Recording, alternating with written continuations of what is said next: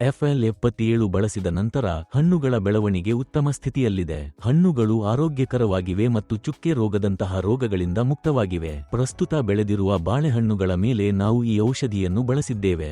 ಈಗ ನೀವು ನೋಡಿದರೆ ಹಣ್ಣುಗಳು ಹೊಳೆಯುತ್ತಿವೆ. ಈ ಔಷಧಿಯನ್ನು ಬಳಸಿದ ನಂತರ ನನಗೆ ತೃಪ್ತಿದಾಯಕ ಫಲಿತಾಂಶಗಳು ಸಿಕ್ಕಿವೆ.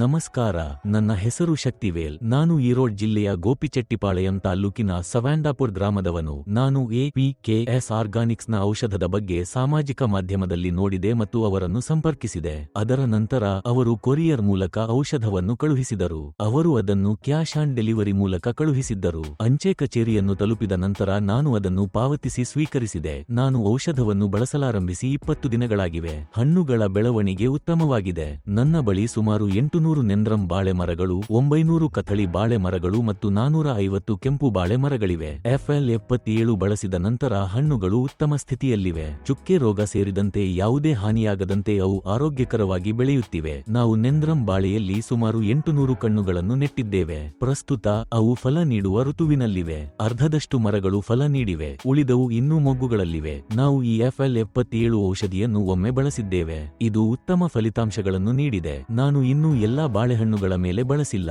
ಪ್ರಸ್ತುತ ನಾನು ಅದನ್ನು ಅರ್ಧ ಮರಗಳ ಮೇಲೆ ಮಾತ್ರ ಬಳಸಿದ್ದೇನೆ.